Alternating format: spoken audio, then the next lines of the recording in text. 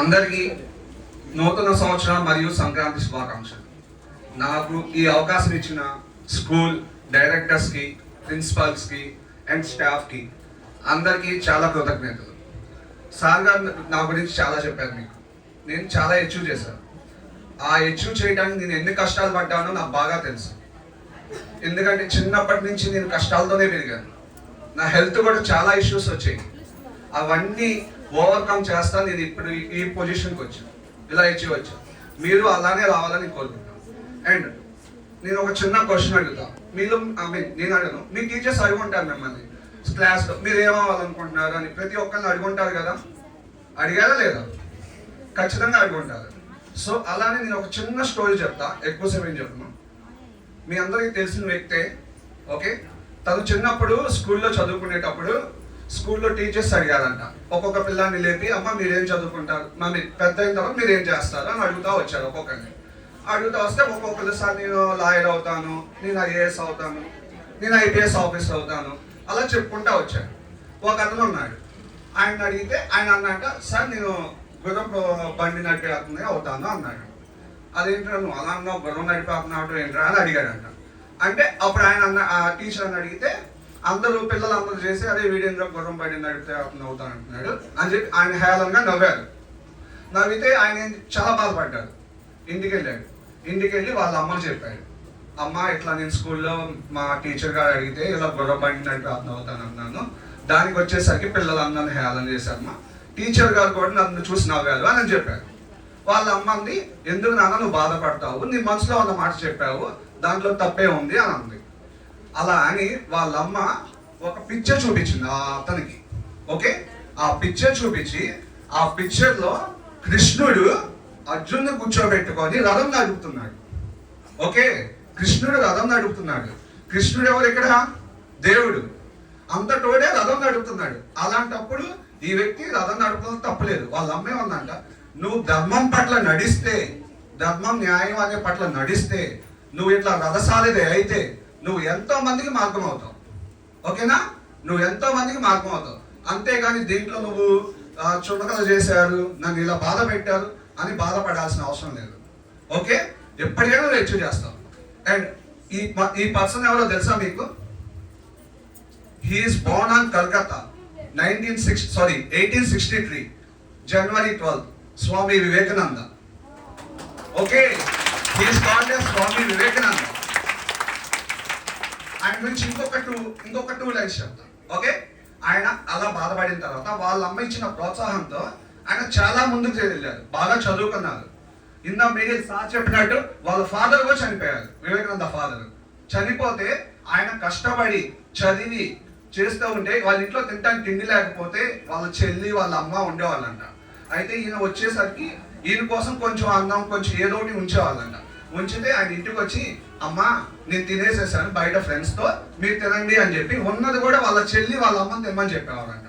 అలా చేసి ఆయన కష్టపడి చదువుకొని అంతటోడయ్యారు. ఆ తర్వాత మధ్యలో ఒకసారి ఏమైందంటే దేవుడు ఎలా ఉంటాడు అని అందరిని అడగడం స్టార్ట్ చేశాడు. ఆయన అడిగితే ఎవరు చెప్పాల. అప్పట్లో ఒక కాలేజ్లో ఒక ప్రిన్సిపాల్ని అడిగితే ఆయన అన్నాడు, నువ్వు ఇది తెలుసుకోవాలంటే పరమహంస గారు దక్షిణామూర్తిలో ఉంటారు, అక్కడికి వెళ్ళని చెప్పాడు ఆయనకి. అక్కడికి వెళ్ళాడు ఆయన. అక్కడికి వెళ్ళి ఆయనతో మాట్లాడి, ఆయన ఒక ఫిలాసఫర్ పరమహంస గారని మీరు వినుంటారు ఆ పేరు, మైట్ బి. అయితే ఆయన ఇచ్చిన బోధనలు అన్నీ తీసుకొని ఆయన ఓకే అన్నీ తెలుసుకొని ఆయన చనిపోయారు, కాలం చాలించారు పరమహంస గారు. అయితే వివేకానంద గారు ఆయన గురువు గారి అన్ని ఆ ఫిలాసఫీస్ అన్ని ఆయన క్యారీ చేసుకుంటూ చాలా ముందుకు బాగా అందరికి ఇండియాలో అప్పట్లో మనం అందరం ఇంగ్లీష్ బ్రిటిష్ వాళ్ళ బానిసత్వంలో ఉన్నాం.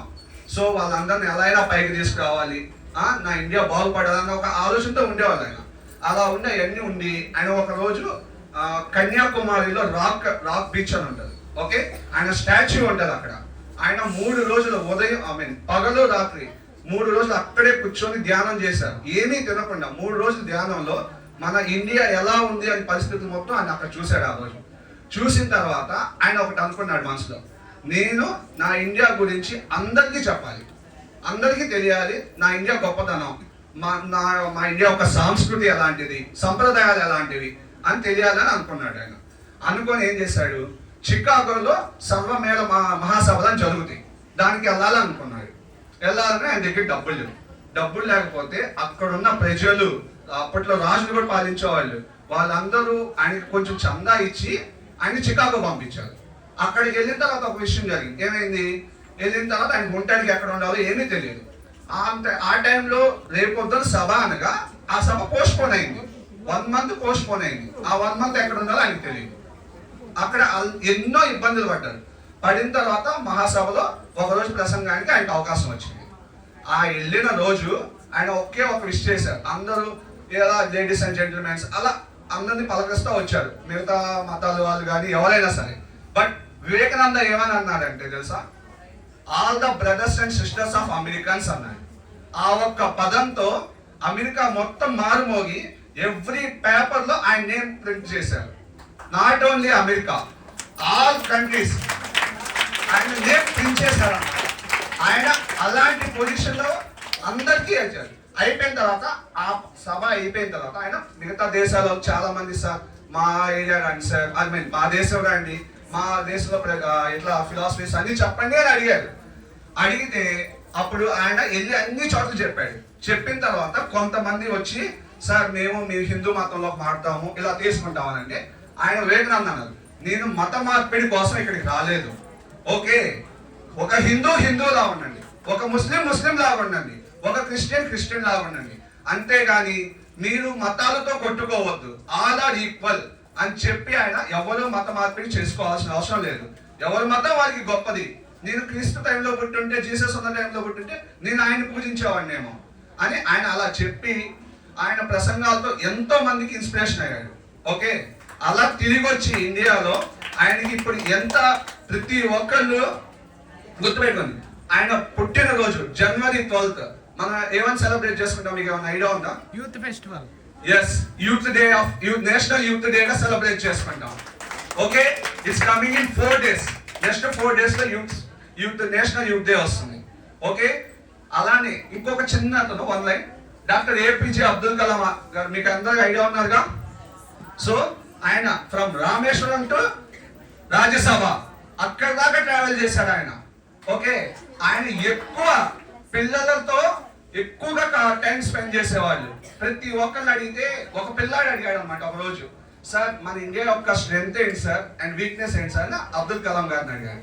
అడిగితే ఆయన మంచి క్వశ్చన్ అడిగారు నాన్న, నేను చెప్తాను దీనికి సమాధానం అన్నారు. ఆయన ఏమని చెప్పారు తెలుసా? నా ఇండియా స్ట్రెంగ్త్ ఏంటంటే నాకు దగ్గర 600 million యూత్ పీపుల్ నా దగ్గర ఉన్నారు, వాళ్ళు నా ఇండియా ఒక strength. And coming to the weakness ఏంటో తెలుసా? ఏమన్నారు తెలుసా? విజన్ అనేది లేకుండా ఎవరైతే జీవిస్తారో వాడే నా వీక్నెస్ ఆఫ్ ఇండియా అని చెప్పారు. ఒక విజన్ లేకుండా మనం బతకకూడదు. Everyone has to be a vision compulsory ఉండాలి మనకి. అప్పుడే మనం అలా ఉంటేనే మన లైఫ్ లో ఏదైనా ఎంచుకోగలుగుతాం, మన డ్రీమ్స్ అన్ని ఫుల్ఫిల్ చేసుకోగలుగుతాం. ఓకే, ఎవ్రీవన్ మీరు కష్టపడండి, ఓకేనా? ఖచ్చితంగా మీ డ్రీమ్స్ మీరు అచీవ్ చేస్తారు. దానికి తోడు మీ పేరెంట్స్ని ఎప్పటికీ మర్చిపోవద్దు. మీ లైఫ్ లో మీకు తోడుండేది ముగ్గురు. ఫస్ట్ మీ పేరెంట్స్ తర్వాత ఎవరైనా సరే. సెకండ్, మీకు విద్య చెప్పిన గురువు గారు. ఇక్కడున్న గురువులందరినీ ఎప్పటికీ మర్చొద్దు. ఇప్పుడు నేను చదువుకునే వయసులో అయితే మా సార్ కనిపిస్తే, సార్ అంత దూరం ఉంటే మీకు వెనకనే వెళ్ళిపోయేవాళ్ళం. సార్ వస్తుంటే క్లాస్ రూమ్ దగ్గర మా భయం వేసేది. ఇప్పుడు సార్ వస్తున్నా మీరు అసలు లెక్క చేయరు, కాలు మీద కాలు వేసుకొని కూర్చుంటారు, ఎలా పడితే అలా చేస్తారు. ఎంతో మంది పిల్లలు మేము గమనిస్తున్నాం. సో అదన్నమాట ఇప్పుడున్న బిహేవియర్, పిల్లలు అలా మారిపోయారు. But back to that version అని అలా రావాలని నేను ఫీల్ అవుతున్నా. ఎందుకంటే ఉపాధ్యాయునికి గౌరవం లేనిది ఇంకెందుకమ్మా? మనకి చదువు చెప్పే ఉపాధ్యాయుడికే గౌరవం అయిపోతే ఎందుకు చెప్పండి? సార్ని చూస్తే అంత దూరం పరిగెత్తేవాళ్ళం మేము, ఇప్పుడు సార్ని చూస్తే వెళ్తారా అని అనుకునే సిచ్యువేషన్ లోకి వచ్చింది. సో అలాంటివి తెచ్చుకోవచ్చు. నెక్స్ట్ మూడోది, మీకు ఎక్కడే ఒక ఫ్రెండ్ పరిచయం అవుతారు. ఆ ఫ్రెండ్ మీకు లైఫ్ లాంగ్ తోడు ఉంటారు. చాలా మంది వస్తారు, వెళ్తూ ఉంటారు. ఒక ఫ్రెండ్ ఎప్పటికీ మీకు తోడు ఉంటారు. వీళ్ళు ముగ్గురు ఎప్పుడు మీ లైఫ్ లో కంపల్సరీ ఉంటారు. ఓకేనా? ఎవరిని మర్చిపోవద్దు, మీ తల్లిదండ్రులు మర్చిపోవద్దు, మీ ఉపాధ్యాయులు మర్చిపోవద్దు, అలాంటి మీ ఫ్రెండ్స్ ని మర్చిపోవద్దు. అండ్ ఇంకొక విషయం, ఈ స్కూల్ 2008 లో పెట్టారు. అప్పుడు నేను 10th క్లాస్. ఓకే, మా బ్యాచ్ లో మా సిస్టర్ ఈ ఫస్ట్ బ్యాచ్, ఈ స్కూల్లో జరిగిన ఫస్ట్ బ్యాచ్ మా సిస్టర్ ఇక్కడే జాయిన్ అయ్యారు. 2008 లో 8th క్లాస్ చదివారు. తను మా సిస్టర్ బీటెక్ అయిపోయింది, మ్యారేజ్ అయిపోయింది, అంతా కూల్, బాగుంది. 18 years నుంచి ఈ స్కూల్ ఉంది.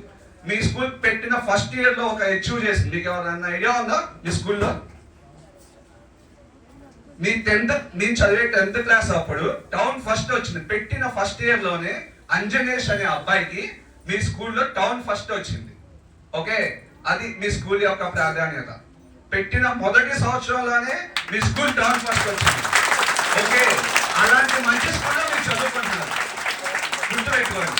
ప్రతి ఒక్క ఉపాధ్యాయుడు మిమ్మల్ని పైకి తీసుకురావాలని కోరుకుంటారు కానీ, ఓకేనా, మిమ్మల్ని అలా ఉండు ఇలా ఎవరిని ఏమీ ఉండదు. అండ్ ఇంకొకటి లాస్ట్ టైం క్లోజ్ చేసేస్తున్నా, టైం అనేది అందరికీ ఒకటే, 24 గంటలు. మీకైనా ఒకటే, నాకైనా ఒకటే. దాన్ని మనం ఎలా యూజ్ చేసుకుంటున్నాం అనేదే ఉంటుంది.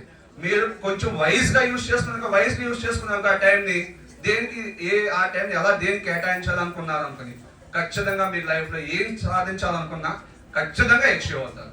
ఓకేనా, టైంని అయితే వైజ్లీగా యూజ్ చేసుకోండి. Okay, don't waste your time. ఓకేనా, ఈవెన్ మీకు ఏం చేయాలనిపించినా మొహమాటం లేకుండా చెప్పండి. స్కూల్లో ఇబ్బంది అయితే మీ ఉపాధ్యాయులతో చెప్పండి, ఇంట్లో ఏమైనా ఇబ్బంది అయితే మీ తల్లిదండ్రులతో చెప్పండి. అంతేగాని మీ మనసులో దాచుకొని మీరు బాధపడి డిప్రెషన్స్ ఇలాంటి వాటికి వెళ్ళొద్దు. Share your everything. మీకు ఏమన్నా చెప్పాలనిపిస్తే షేర్ చేసుకోండి. ఓకేనా, all the best to everyone. Thanks for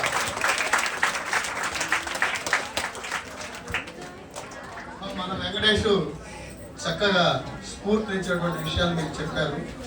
the great personality in our India, symbol of spirit, symbol of motivation, symbol of challenge, the great personality Swami Vivekananda.